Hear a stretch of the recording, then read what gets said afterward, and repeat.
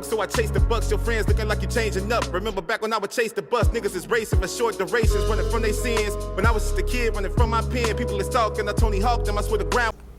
What's going on, everyone? This is your boy AshTheMan, and welcome to the video. In this video, we're going to be talking about Yashahime, Princess Half Demon, episode 9, Meifuku the Maji. So before I go ahead and get started, anybody who's new to the channel, please subscribe. You know, it's free, you know, it's very convenient. And anybody who's returning, definitely thank you for always being a part of the videos and being a part of, you know, my subscribers. Definitely appreciate that. So let's talk about this episode. So the episode, we got introduced to another peril, which he looked like some type of kung fu dude, Colton. He able to summon these Shinigamis and able to use like this flash, like quick sword attack. And apparently he killed this turtle demon to get his shell to create some really good armor. But Meifuku, which is the turtle demon that died son, has been following him for the last 50 years. Again, 50 years to seek out revenge, in which he's not really able to. So, well, 50 years though? But nevertheless, we got a chance to explore this episode. And when things first started, and I don't want to pass this up, is that you know, you had Setsuna, Meioj, and you had Toei pretty much sitting at the bounty hunter, and you pretty much give the price on the head of 1,000 for them to you know, to kill this demon, which is the peril. Now Meioj wanted to go. Toei and Setsuna have their own objective. They kind of like departed at first, but to be able for them to put out a bounty for the green butterfly, they would need to accompany Meioj on her journey to be able to get that 1,000 and be able to place that bounty on that green butterfly. So that's how they all got on this journey together. Now to me, this is a missed opportunity though for them to do character build up. Like, you know, of course Meioj feels sad because she's always alone.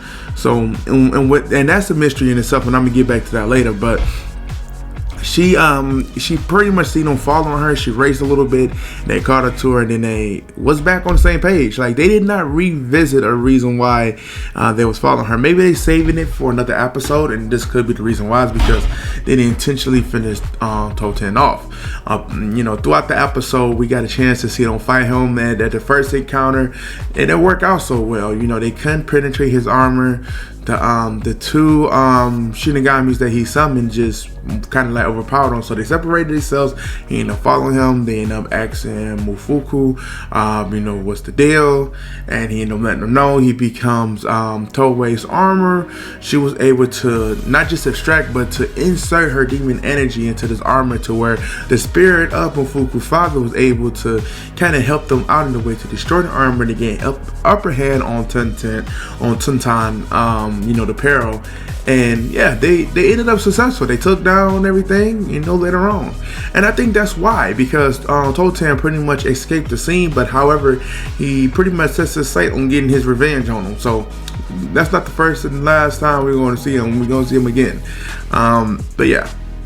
And I think that's, and again, I think that's one of the reasons why we could probably don't get that, you know, character development. They probably gonna stretch it off to the next episode, but I think it could have been added into here, and they could have just built on it a little bit more, have a more decisive interaction with him.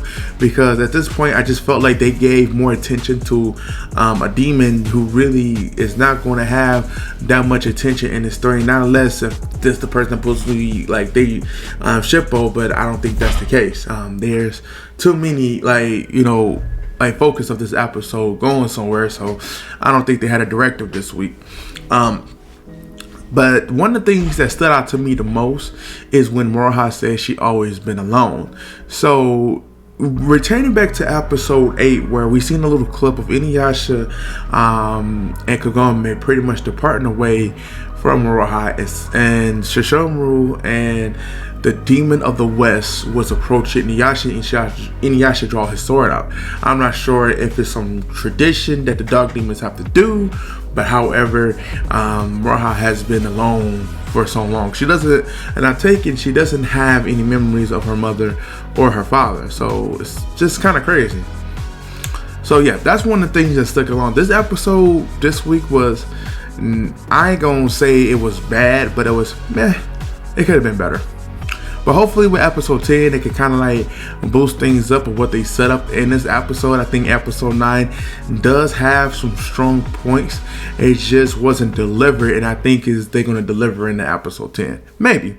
But let's just hope. Other than that, thank you guys for definitely joining in this video. Don't forget to leave a comment on a review and the episode. Definitely appreciate it. And smash that like button for me.